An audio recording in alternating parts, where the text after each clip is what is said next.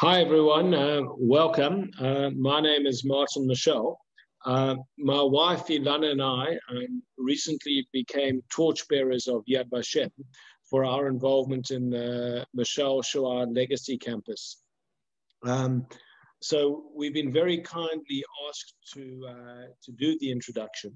And in my very simplistic way, I think of perhaps the post-Holocaust history.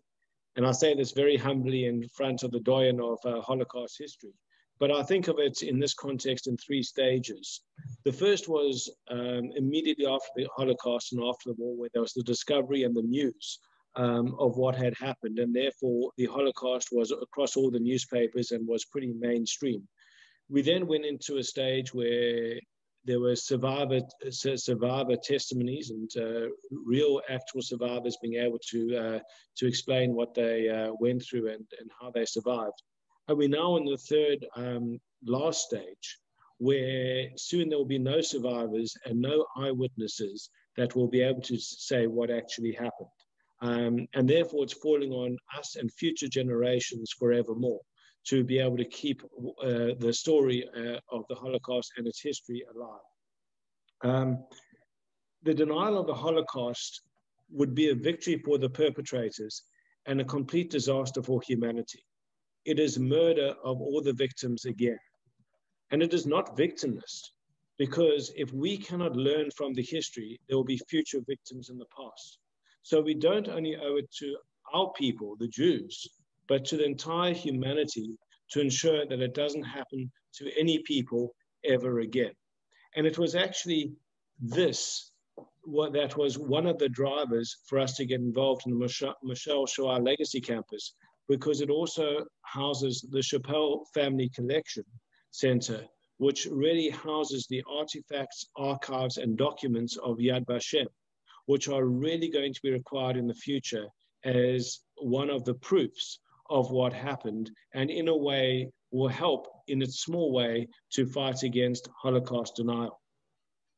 When the email went out talking about this lecture and saying that I would be lucky enough to do the introduction, many people that I know sent me emails or phone calls just saying how privileged and lucky I was to be able to introduce Professor Yehuda Bauer.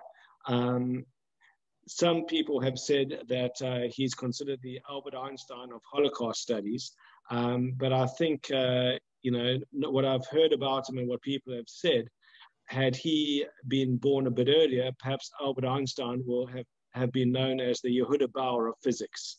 I just want to tell you a little bit more in detail about him and what he has done. He is the Professor Emeritus of History and Holocaust Studies at the Abraham Harman Institute of Contemporary Jewry at the Hebrew University in Jerusalem, and he is an academic advisor to Yad Vashem. He was born in Prague, Czechoslovakia in 1926, and his family migrated to Israel in 1939.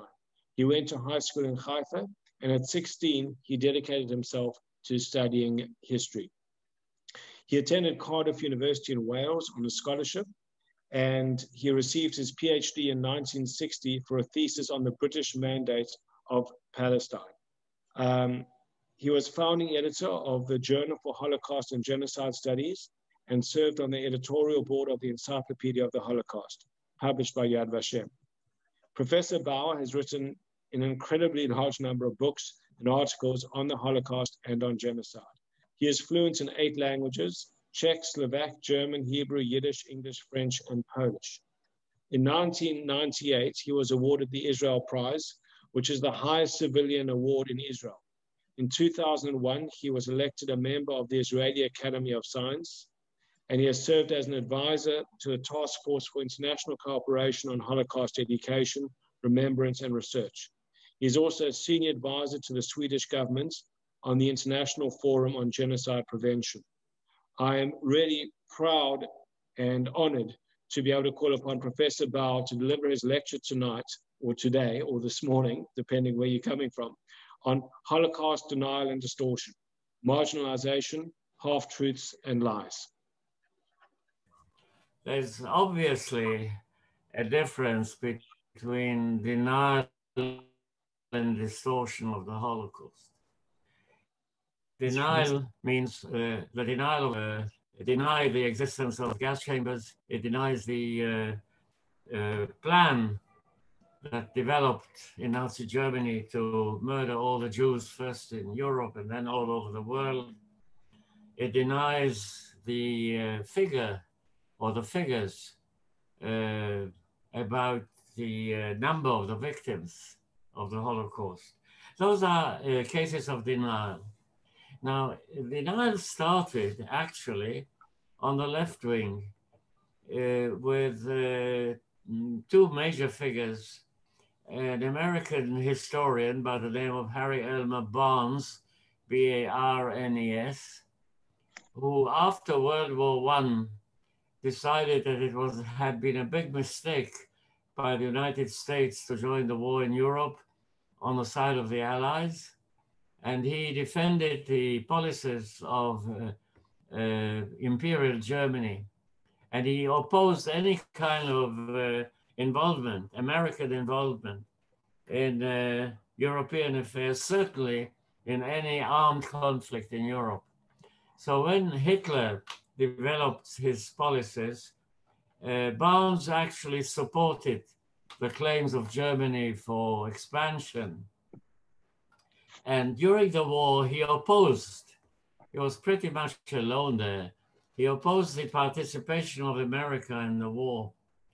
And after the war, as a result of that, as a pacifist, as a left-wing pacifist, actually, he said the idea of a mass destruction of a whole people by the Germans is an impossible proposition, and he did not believe it. That was one center of Holocaust denial. The other one was in France by two people, especially by one Paul Rassinier, R-A-S-S-I-N-I-E-R, who also was a left-wing pacifist before the war. He opposed the any kind of war against Germany. But when the war broke out, he became part of a French underground, and he actually helped some Jews to try to escape from France to Switzerland. He was arrested by the Germans because he was a member of the underground. He was put to Dora, a concentration camp of Dora, and to Buchenwald in Germany. And he was treated rather mildly by the Germans. He survived the war, and then he said the Germans made some big mistakes in organizing these concentration camps, but the idea of them being responsible for the mass murder of Jews is preposterous. It's impossible. It didn't happen. And he went on to deny the existence of the gas chambers, and the project of the German leadership of the National Socialists to annihilate the Jewish people. He denied that. Now, from those beginnings, denial moved to the right wing, and it became actually a way of defending the memory of Nazi Germany and supporting, retrospectively, Nazi Germany against the Allies. The Allies had made a big mistake, they said, by opposing Nazi Germany and allying themselves with the Soviet Union. They should have joined Nazi Germany in a crusade against the Soviet Union, and the idea of the German annihilation of the Jews is disproved, for instance, by the fact that the Soviets murdered Poles, the famous annihilation of the Polish military intellectuals at Katyn Forest in April 1940, which was discovered by the Germans. So it's the Soviets who were responsible for genocide, not the Germans. And the whole idea of denial is based on the opposition to any kind of democratic or liberal community or any kind of democratic or liberal state or ideology. And the addition to that was that all these people, as right-wingers, radical right-wingers, opposed Jews. They were anti-Semites before they became Holocaust deniers. And Holocaust denial became a way in which they could exercise their anti-Semitism. Now, this spread, and it wasn't only in America and France, it was in Britain with a very famous Holocaust denier, David Irving, who is still active. There was a small group in Australia. There are people all over the place in what we call the Western world. In other words, in Europe, Asia, and the Americas. And the alliance of the deniers is with the opposition to liberal and democratic societies, because if you want to defend Nazi Germany, you have to attack the liberal and democratic agenda. So denial in what we call the West, which I just described geographically, is something that is part of the political development of post-war liberal democracy and its conservative opponents. But in addition, and very importantly, Holocaust denial became a consensus in large parts, not all parts, but in large parts of the Islamic world. And it is there that it still continues very strongly, because in the West, what happened has really weakened as a result of the very famous trial that took place in London in 1999-2000 against by David Irving against an American Jewish historian, Deborah Lipstadt, who wrote a book in which she called David Irving a denier of the Holocaust, an anti-Semite, and a non-historian. He pretends to be a historian.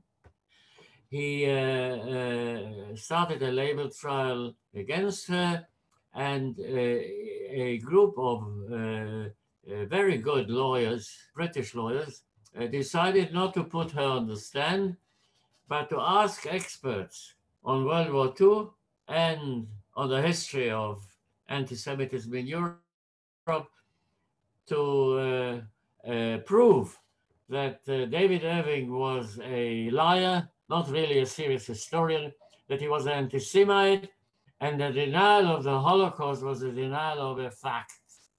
The judgment by Justice Sir Charles Grey, a very important British lawyer, completely exonerated Deborah Lipstadt. Not only that, he said that David Irving was a liar, an anti-Semite, not a historian, and that the Holocaust had taken place that you can't deny it.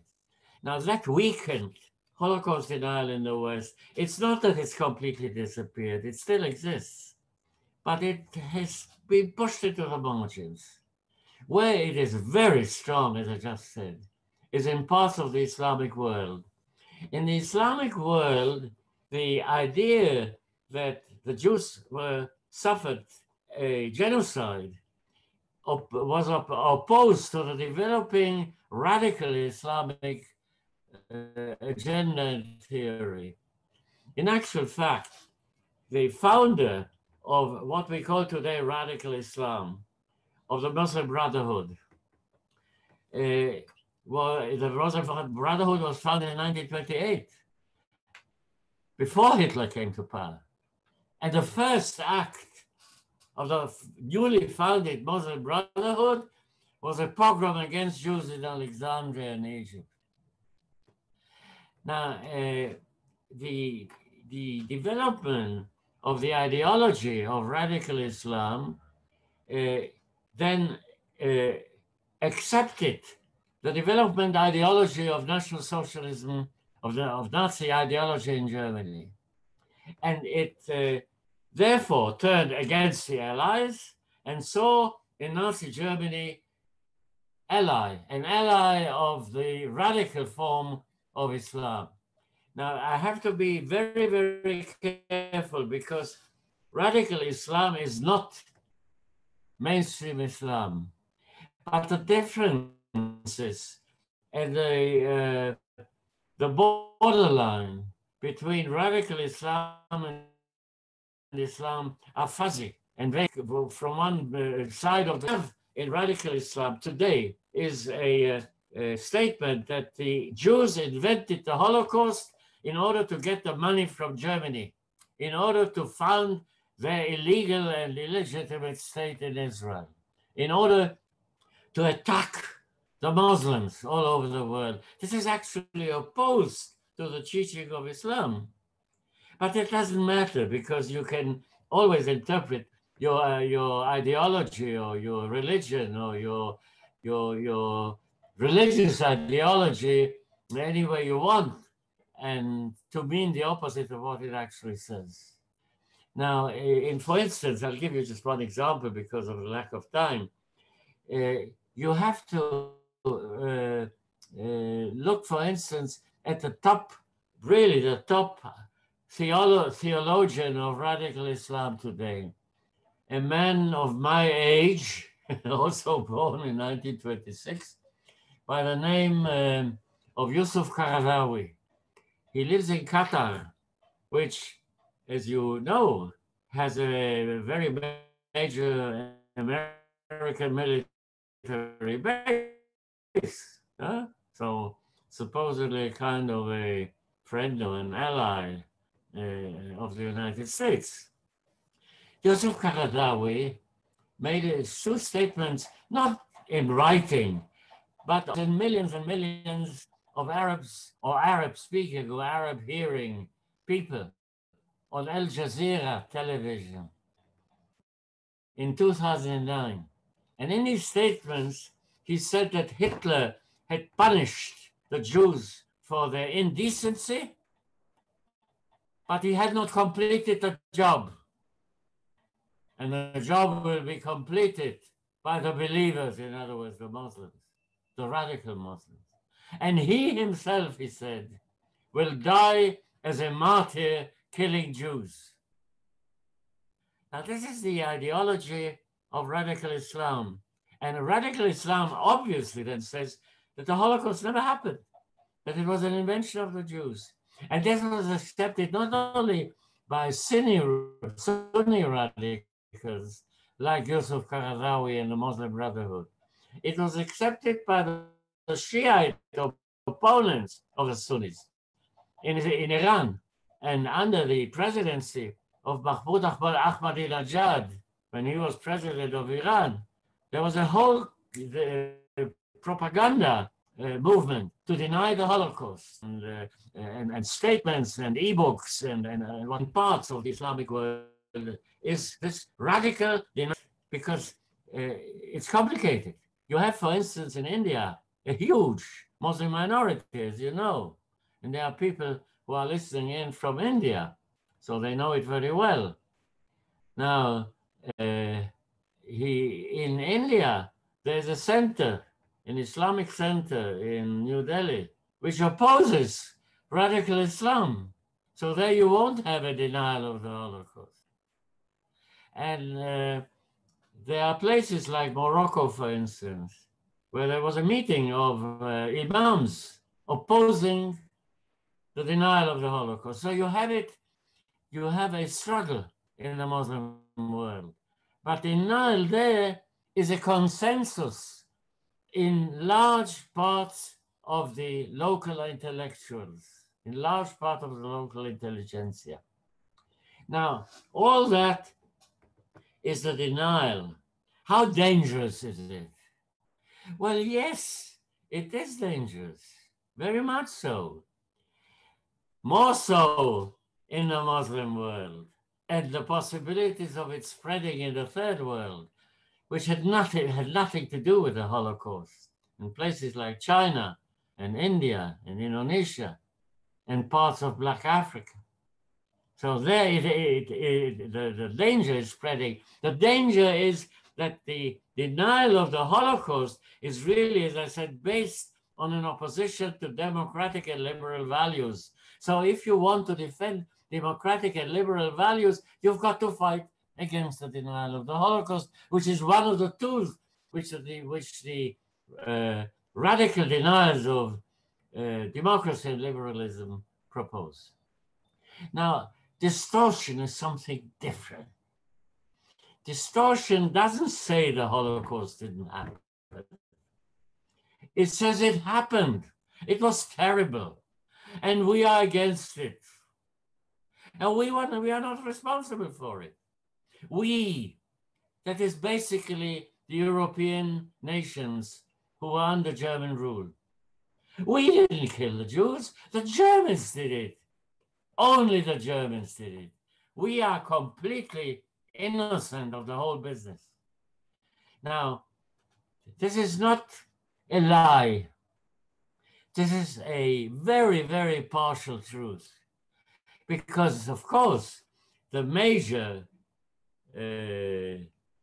active element in the Holocaust, its originators, the ideologies, and the whole plan of killing the Jews was that of Nazi Germany. No doubt about that.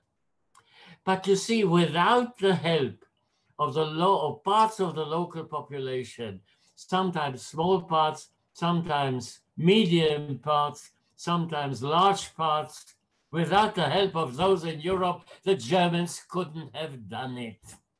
Couldn't have done it. That is true of the Netherlands, with the collaboration of the Dutch police and the Nazi Dutch party. That is true even of Denmark, where the Jews, the small Jewish community, was rescued by Danes into Sweden.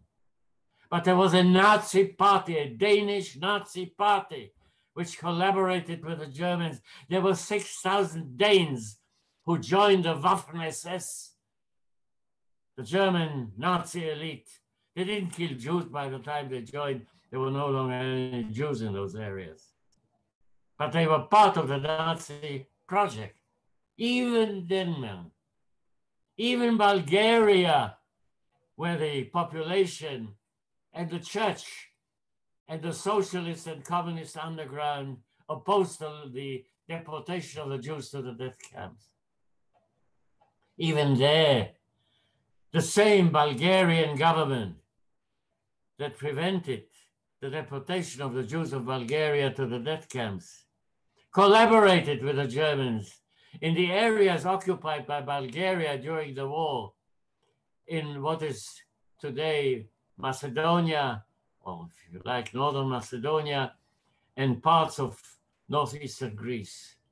And they deported over 11,000 Jews, not by Germans, but by Bulgarians. Even there. Even in places like Serbia, where there was very little collaboration, there was collaboration with the Germans.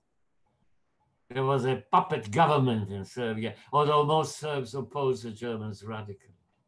There's only one country in Europe, you know, this is rather peculiar. One country in Europe where there were more Jews at the end of the war than there were at the beginning of the war, where the population hid the Jews. There was only one case of betrayal, and that's Albania.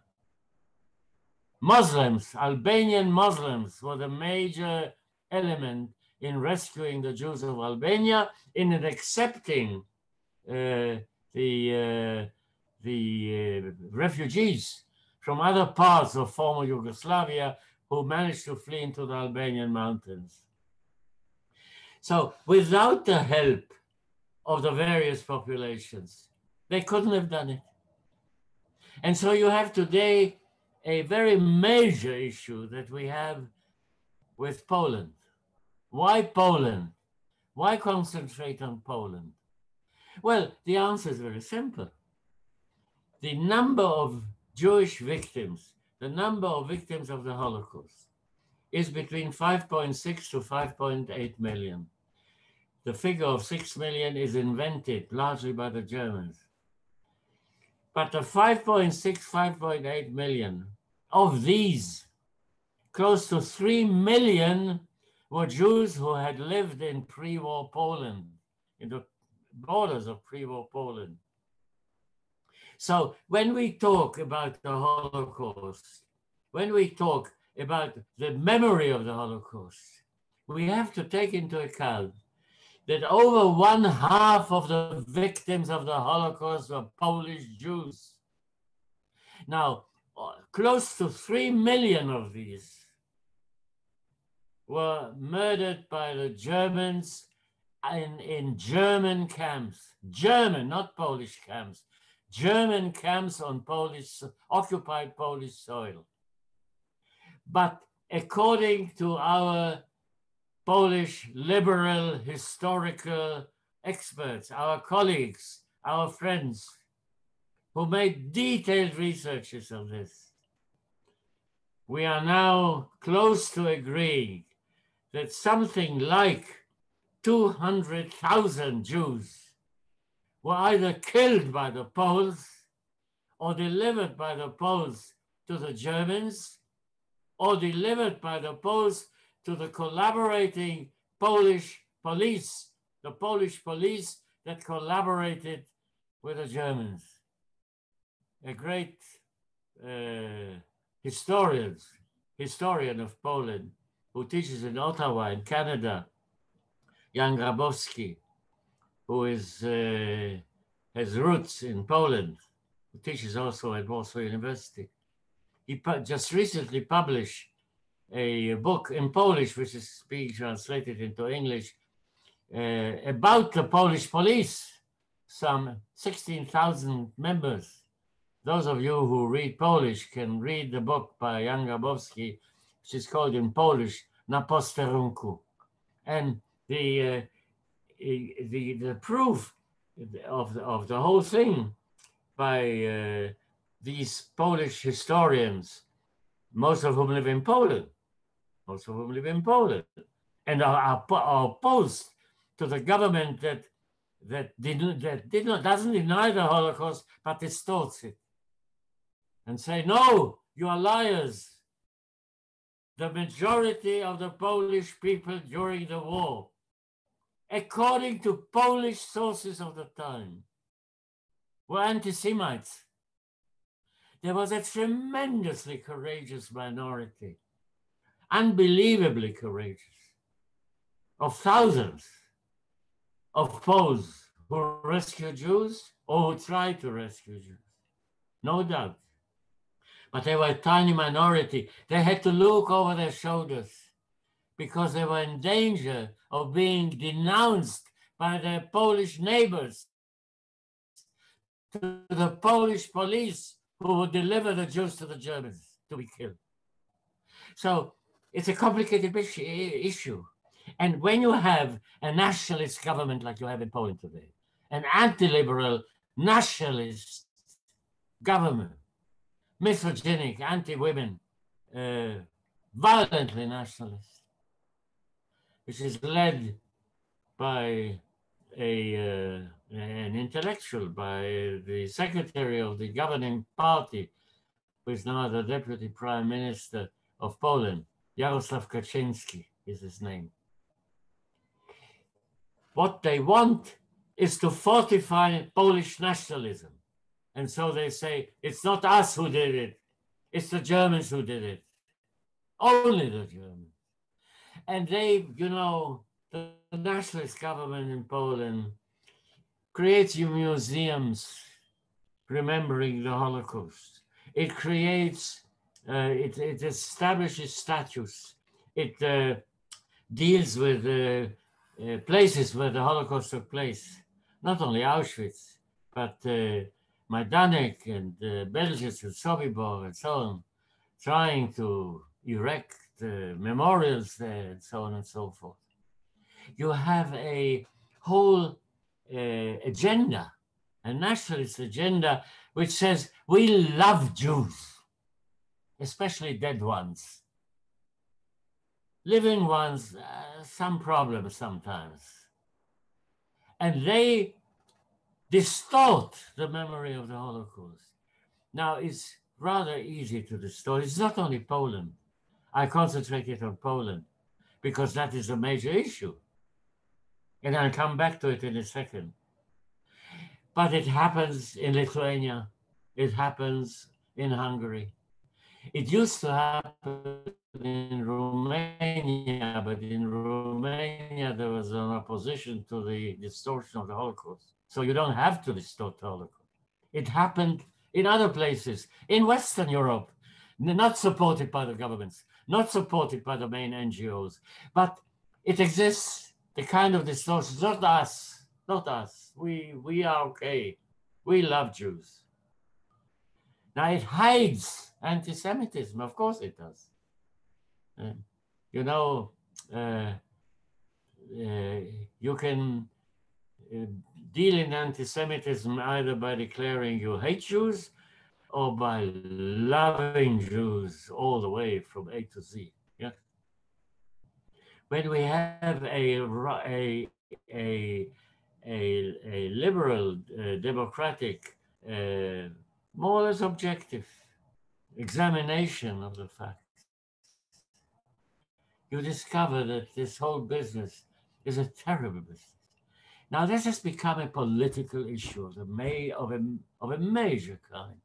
I don't know whether you realize that, because this is not something that happens in America or Argentina or Australia or Britain. You know, a violent, really violent argument between Poland and Russia today. The Soviets argue, and it's not just the Russians, it's Putin himself, Vladimir Vladimirovich Putin, who put his signature on a major article in an American magazine. He signed it. Atlantic magazine. It was published on the 19th of June of this year, in which he attacked Poland for being responsible for the outbreak of World War II, because they had collaborated with the Germans until 1939, because they had made a neutrality agreement in 1934 with Hitler, because they had participated in the partition of Czechoslovakia in September 1938, because they were anti-Semites. Putin says it. Putin. Poles are anti-Semites. In other words, Poles are responsible for the Holocaust. And the Poles, of course, answered.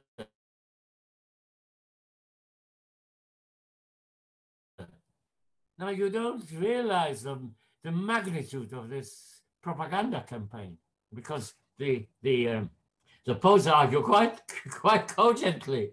What are you talking about? It is you who made the agreement, the neutrality agreement between the Soviet Union and Nazi Germany on August 23rd, 1939, which made Germany avoid a two-front war. It could annihilate Poland within a few weeks because it had an agreement with you.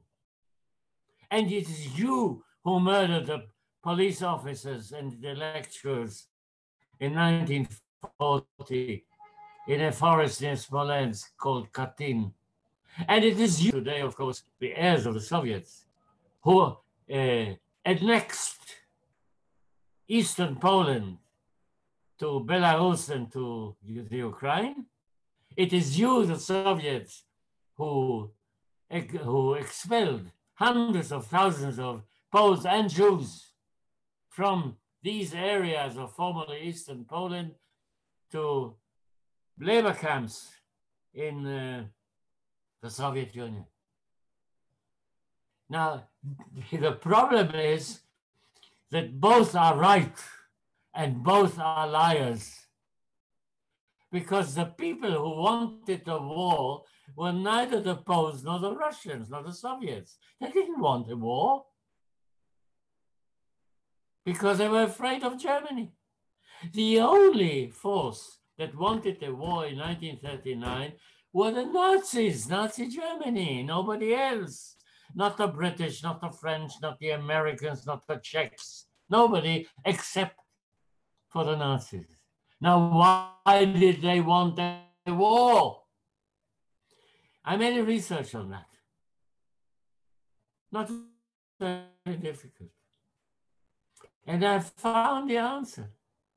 I found the answer in the only memorandum that Hitler himself ever wrote. He did not to the public, this was secret. He addressed it to number 2 in Nazi Germany, to Hermann Goering. And in that memorandum, he said, we have to fight Bolshevism, which wants to conquer Bolshevism. And I'm quoting international jury, the rulers of the world. In other words, the preparation of Nazi Germany for the war was in order to fight international Jewry. Anti-Semitism was one, I'm not saying it's the only one, was one of the main reasons for the outbreak of the war. Not the Poles, not the Russians, not the Czechs, not the French, not the Italians, except for Nazi Germany. And anti-Semitism is connected with that. And denial of the Holocaust is connected with that. And the distortion of the Holocaust makes it possible to advance these ideas. Distortion of the Holocaust is again like denial of the Holocaust, a tool in the hands of the anti-liberal and anti-democratic world. I have to say very clearly, and there may be an argument, a legitimate argument against me on that, that we are living in a period where nationalism, anti-democracy, anti-liberalism is ruling large parts of the world. It certainly rules China, which is as far from communism as you are from communism. It's a nationalist, capitalist government, one-party government. It repeats the great Chinese empires of the 14th and 15th centuries. And China is anti-liberal. It's capitalist, but it's anti-liberal. It's anti-democratic, obviously. So is Putin's Russia, which is supposedly democratic, has certain democratic elements in it, but it's hardly democracy. There are there's a nationalist government in India. There are nationalist governments in Thailand, in parts of Africa, in parts of Latin America, either with a right-wing or a left-wing hue. And you have a danger of a takeover of the world. And we have a problem with the United States of America. It's a great democracy, but it's in danger because there are anti-democratic traditions in America as well. The annihilation of the American Indians and the slavery of the blacks are parts of the American tradition. We need, when we deal with the Holocaust, we have to specify clearly that we deal with the Holocaust, but we cannot close our eyes to the global impact that the Holocaust has. There's a movement, I want to end with that. There's a movement which I don't know whether it will succeed or not, I have no idea. It's called Global Action Against Mass Atrocity Crimes, GAAMAC. It was founded by the Swiss a few years ago. It now embraces 36 governments. It tries to reestablish a wave, a move towards a more democratic, more liberal world. Very difficult, extremely difficult. And it is based on the fact that it starts from World War II and it starts with the Holocaust. Holocaust is not past, my friends. The Holocaust is the present. The name of the movement, somebody's asking me, is Ga'amak, Global Action Against Mass Atrocity Crimes. Go to the internet, you will find it there. Thank you very much. Thank you, Professor Bauer. We do have time for a few questions. So if anybody has some questions, please do write them in the chat.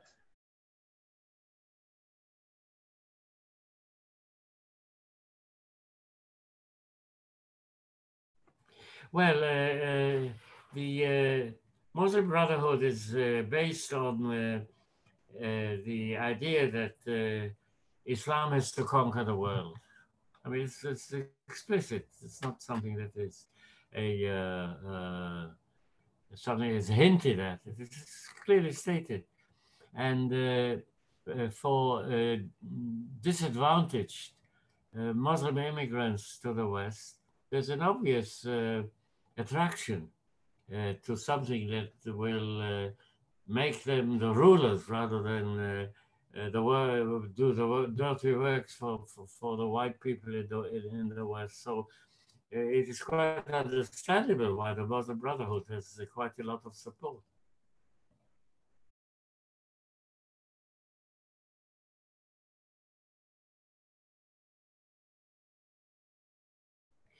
Yes, how to counter in a world that's becoming increasingly nationalistic and divisive, I suppose, you meant.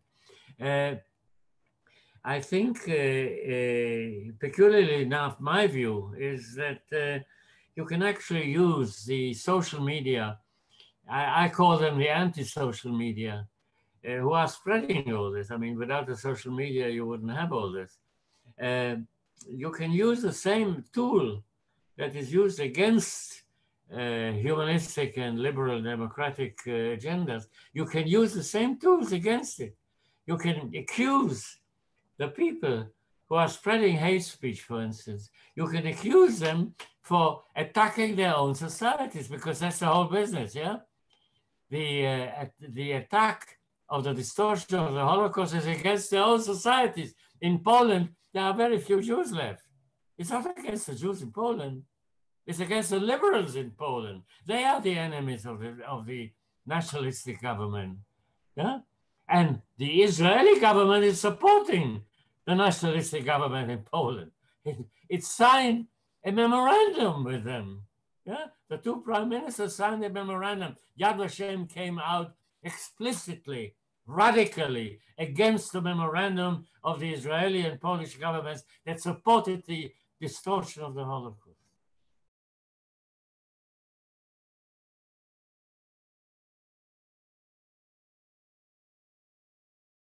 Yeah, India. Now, I'm no expert on India. I visited India and I've got friends and so on, but I'm no expert on India. What we have is something very interesting. Although India obviously was not involved in the Holocaust and so on, although Indian soldiers fought on the Allied side, as we all know, not only against Japan, but also against Nazi Germany in Europe, within the British Army. But they were not involved in anything connected with the Holocaust directly. We get letters, we get emails, we at Yad Vashem, from teachers in Indian schools, asking us for information, for bibliography, and so on and so forth. And there are Indian intellectuals and historians who are quite knowledgeable about this. So I don't know where this is going. I can't tell you. But I can tell you that, as I said before, there is in India a movement against Muslim radicalism. As I said, in New Delhi, led by a man, again, of my age, Maulana Wahiduddin Khan is his name, who was a radical Islamist. and then changed his views completely. Now attacks radical Islam. So I think that that is I think for the future, I don't really know the answer to the question.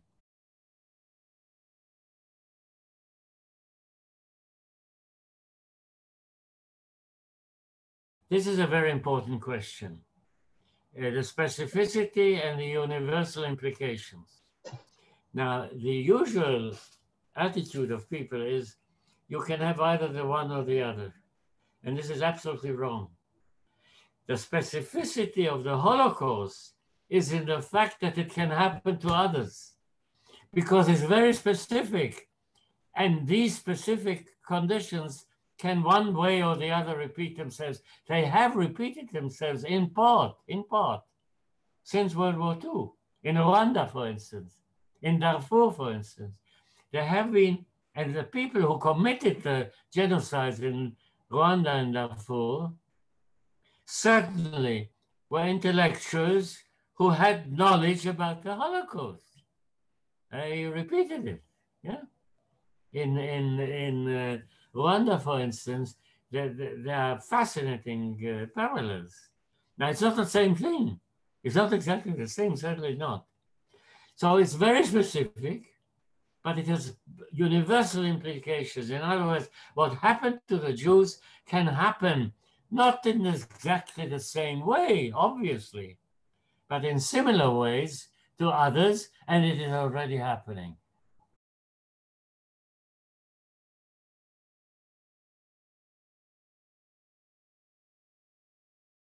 Now, Nazis are not Germans. When I say Nazis, I mean the people who supported Nazi Germany in Germany. Not all Germans were Nazis, but the majority, the vast majority of Germans either supported Nazism or were indifferently supportive of it. It's a fact that despite the massive bombardment of German cities by the Western Allies, the population of Germany remained loyal to the Nazi leadership.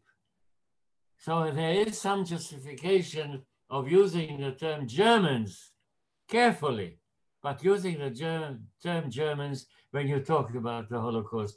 In the German army, ordinary Germans were serving, not necessarily members of the Nazi party. And they killed Jews. They were part of the killing of the Jews. Without the German army, the German Nazis couldn't have done anything. And the soldiers, the ordinary soldiers, killed Jews. So I say they're Germans, not Nazis.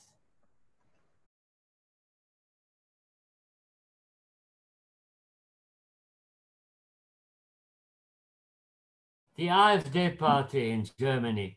Yes, now first of all, the AfD party in Germany is not, like some people think, a united group of people who are all of the same ideology and so on and so forth. They are right-wing nationalists, that's clear. And there is a very strong anti-Semitic element in it. Not all of them, but a strong element. And it is a danger to German liberal democracy. And Germany is a liberal democracy. And AfD is a real danger. The people who realize it more than anything else are the mainstream Germans, the members of the Conservative Party, of the Social Democratic Party, certainly of the Green Party, of the left. They are all against the AfD, and they refuse to have anything to do with them. I think it's the right way to go about it. Slowly, I hope the AfD will go the way the other right-wing nationalist parties did in Germany, but I'm not sure.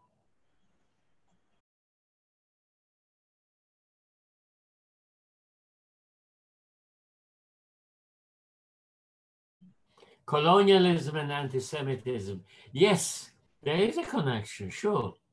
The people who, now you have to realize, colonialism is a very brief moment in history. Colonialism starts in the 16th century. It becomes overwhelmingly important with the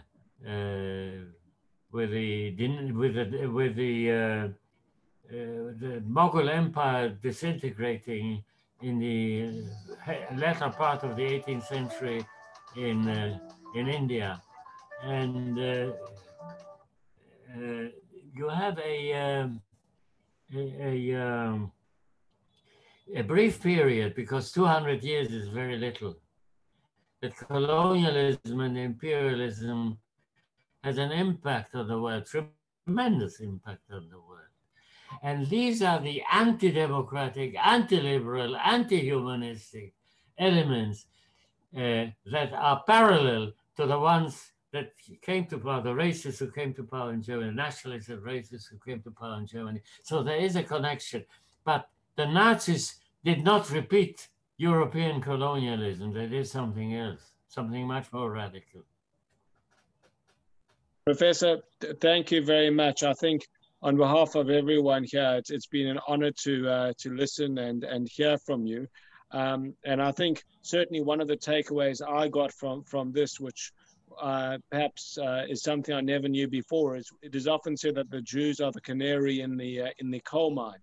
I was unaware of that memo where the Jews were possibly, or international Jewry was one of the reasons for the war. And I think when one looks at it, although a large percentage of Jewry was wiped out during the war, a far greater number of individuals were murdered in that war on all sides. And I think what that really shows us is that while things might start with anti-Semitism for the world, they never stop there.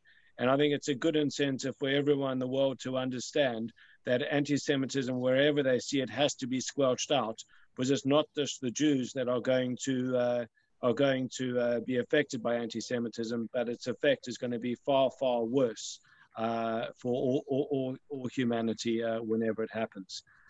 Thank you very much, and kol hakavod. Okay, thank you. Thank you, Professor. And thank you, Martin.